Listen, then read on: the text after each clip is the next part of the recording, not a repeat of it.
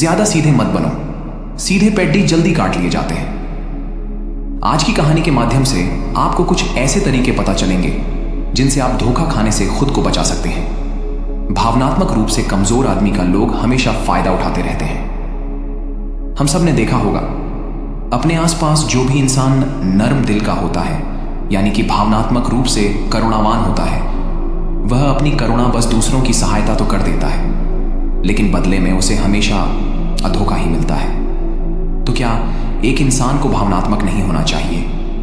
क्या उसे दूसरों पर भरोसा नहीं करना चाहिए? दूसरों की सहायता नहीं करनी चाहिए? क्या करुणावान और संवेदनशील होना गुनाह है? कोई गलती है? पाया तो यह जाता है कि कोई संवेदनशील आदमी दिल का अच्छा होता है, दूसरों की सहायता करता है, दूसरों का ख्याल रखता है, दूसरों से प्रेम करता है। प्रेम भी तो एक संवेदना ही है, वह भी तो एक भावना का रूप है। तो क्या प्रेम करना भी गलत हो जाता है?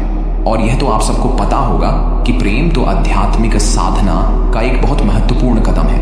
तो किस प्रकार एक इंसान समाज में संवेदनशील, करुणावान और दयालु यानी कि एक अच्छा आदमी बनकर रह सकता है, ताकि लोग उसका फायदा भी ना उठा पाए और वह अपने मन की अच्छाई, अपने मन की कोमलता, करुणा सब कुछ बरकरार भी रख सके। एक बार एक युवा लड़का जंगल के पेड़ों पर मुक्के मार रहा था। वह बड़े जोर जोर से मुक्के मार रहा था। वह अपने मन का गुस्सा निकालने की कोशिश कर रहा था। शायद उसको किसी ने धोखा दिया था या फिर उसके साथ बहुत बुरा हुआ था, जिससे वह बहुत ज्यादा परेशान था। उसे कहीं भी शांति नहीं मिल रही थी। वह लगातार उस पेड़ पर मुक्का मार रहा था, जिससे उसकी उंगलियां लहूलुहान हो चुकी थी। उसी जंगल में एक शीतल पानी का झरना था।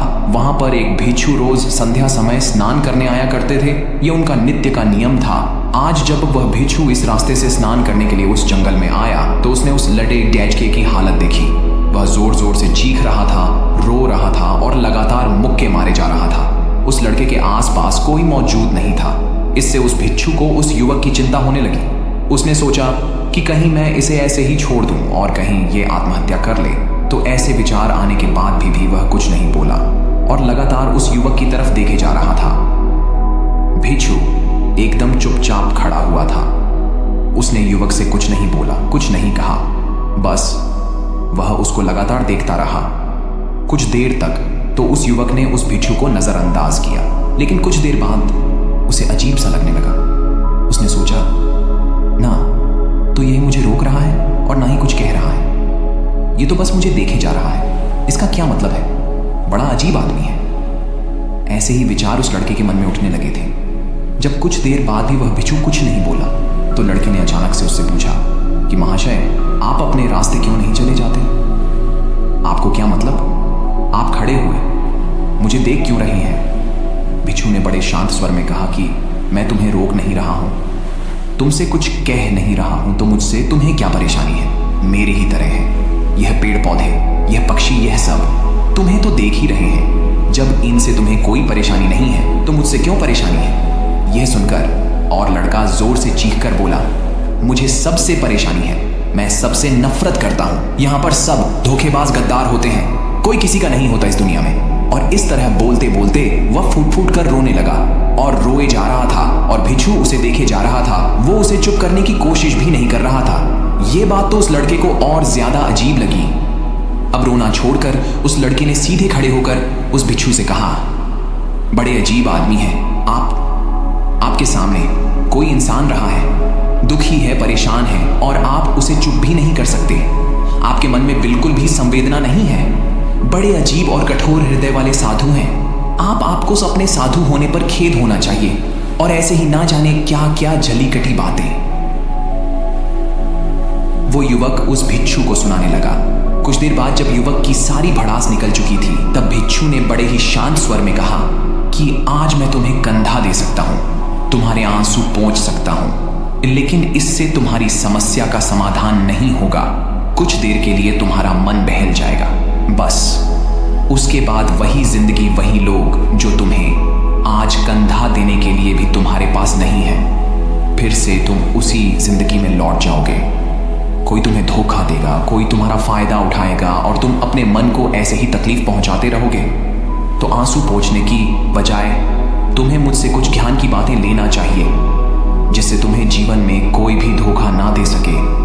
तुम्हारी अच्छाई का कोई भी फायदा ना उठा सके।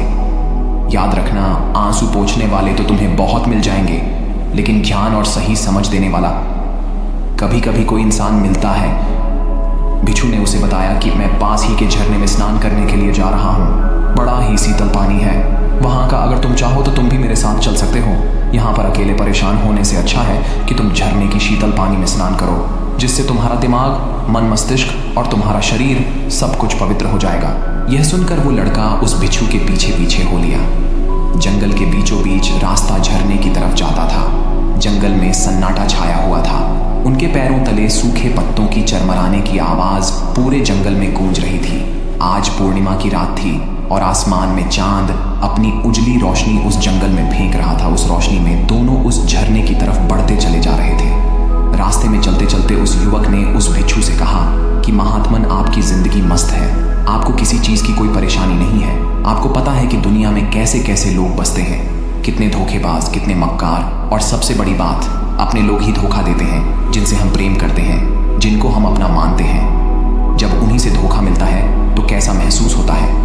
कभी कभी तो ऐसे लगता है कि भोले और दयालु लोगों के लिए ये दुनिया नहीं बनी है, ये धोखेबाजों के लिए है, मक्कारों के लिए है। वही यहाँ पर फलते फूलते हैं, वही आनंद से जीते हैं, और हमारे जैसे लोग जो दूसरों की सहायता करते हैं, दूसरों को अपना मानते हैं, वह हमेशा जीवन भर दुख में रहते हैं। यही जीवन की सत्यता है और यही संसार है जिसमें हमें रोज घुट घुट कर मरना पड़ता है। आपने सही किया, ऐसे जिंदगी को त्याग दिया, पीछे छोड़ दिया। अब बस अपने में मस्त, किसी से कोई परेशानी नहीं है, किसी की कोई चिंता नहीं है। मैं भी सोचता हूँ कि मैं भी संन्यास ले लूँ, छोड़ दो इस दुनिया को। ये सुनकर उस बिच्छू ने कहा कि तुम्हें क्या लगता है, सन्यासी जीवन बहुत आसान होता है। बिच्छू ने बड़े शांत स्वर में कहा कि तुम्हें तो 2 वक्त की रोटी तो शांति से मिल जाती है, हमें तो कभी कभी वह भी नसीब नहीं होती। अगर बिच्छू मिल जाती है तो हम खा लेते हैं, वरना हमें तो भूखा ही सोना पड़ता है। यही सन्यासी जीवन है, हमें हमेशा नीचे सोना पड़ता है, सिर्फ एक लंगोट में रहना पड़ता है, चाहे कैसा भी मौसम क्यों ना हो।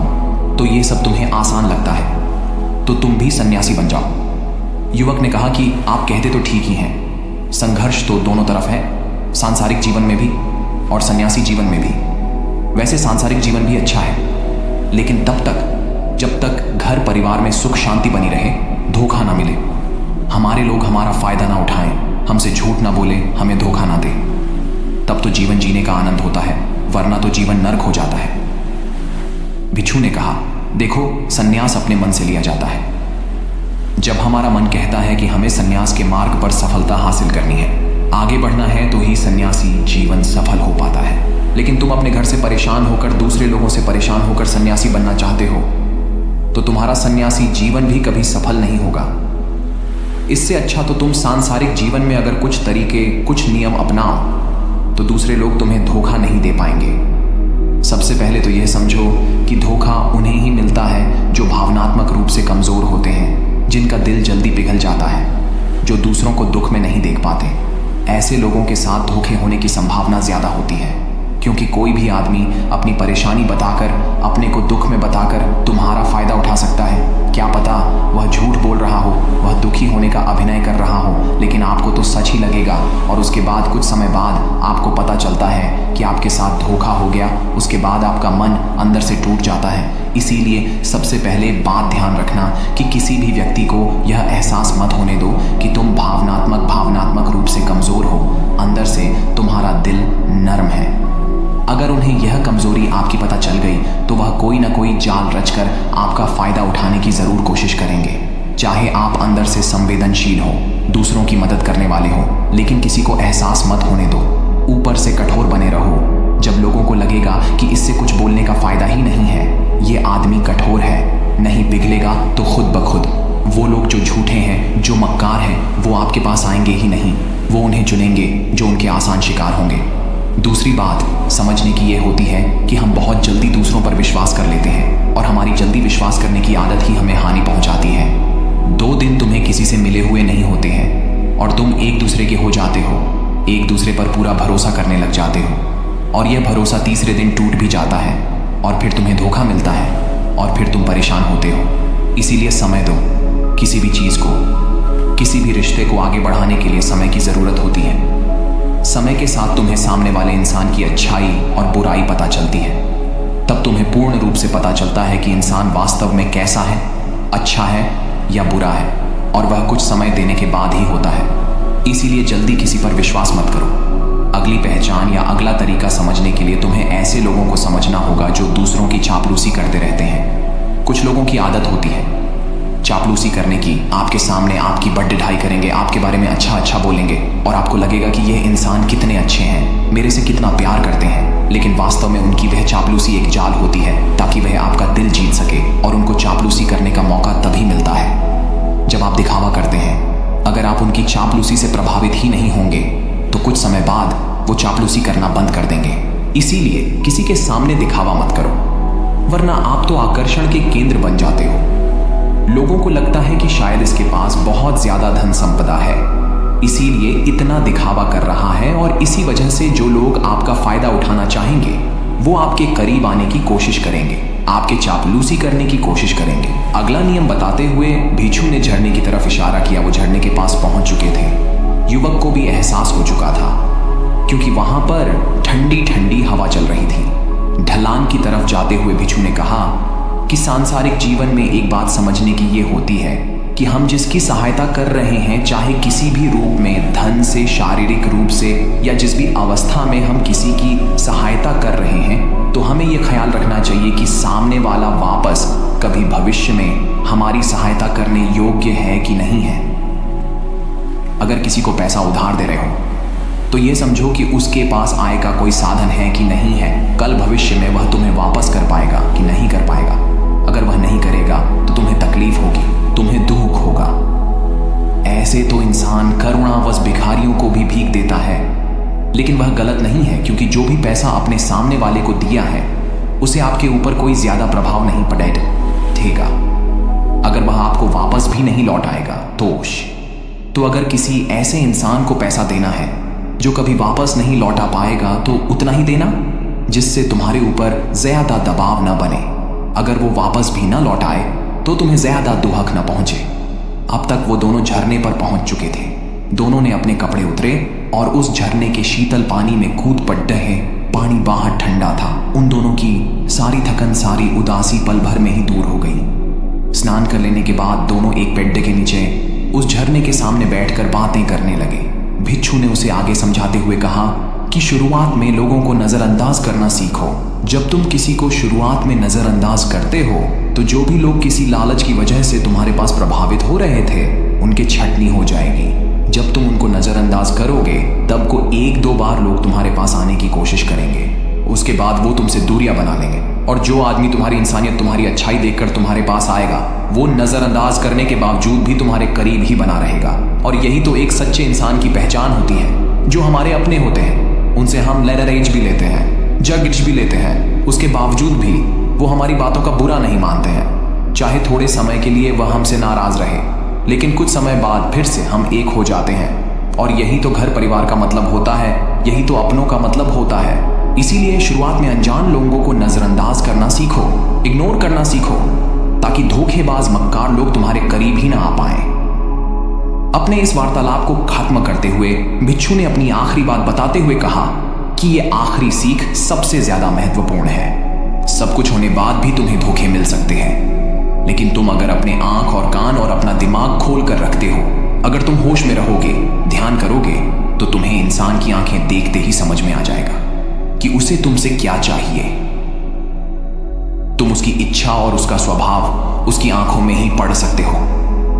लोगों की आंखों में, उनकी वाणी में, उनके स्वभाव में, उनका सब कुछ दिखाई देता है। बस हम ही अपनी आंखें मूंद कर रहते हैं। दूसरे लोगों से जानो, उसके रिश्तेदारों से जानो, उसके परिवार वालों से जानो कि वह इंसान कैसा है, दूसरों के साथ उसका व्यवहार कैसा है, उसकी पड़ताल करो। जब किसी पर विश्वास करो, ऐसे ही किसी पर विश्वास मत कर लेना। अपनी पूरी संतुष्टि करना। अगर तुम किसी के साथ लंबे समय तक भरोसा करना चाहते हो, किसी के साथ कोई संबंध बनाना चाहते हो, कोई दोस्ती करना चाहते हो, या किसी की मदद करना चाहते हो, तो इन सभी परिस्थितियों तुम्हें यह जरूर पता होना चाहिए कि दूसरे लोग उस इंसान के बारे में क्या सोच रखते हैं। इसके बाद तुम जीवन में कभी भी धोखा नहीं खाओगे और तुम्हें कभी भी धोखे की वजह से पछताना नहीं पड़ेगा। इसी तरह की बातें करते हुए बिच्छू और वो लड्डेका दोनों जंगल से बाहर आ गए, अपने अपने घर को चले गए। निष्कर्ष दोस्तों, कभी भी किसी पर भी भरोसा करने से पहले उसके बारे में अच्छे से समझो, जानो समय दो, फिर भरोसा करो।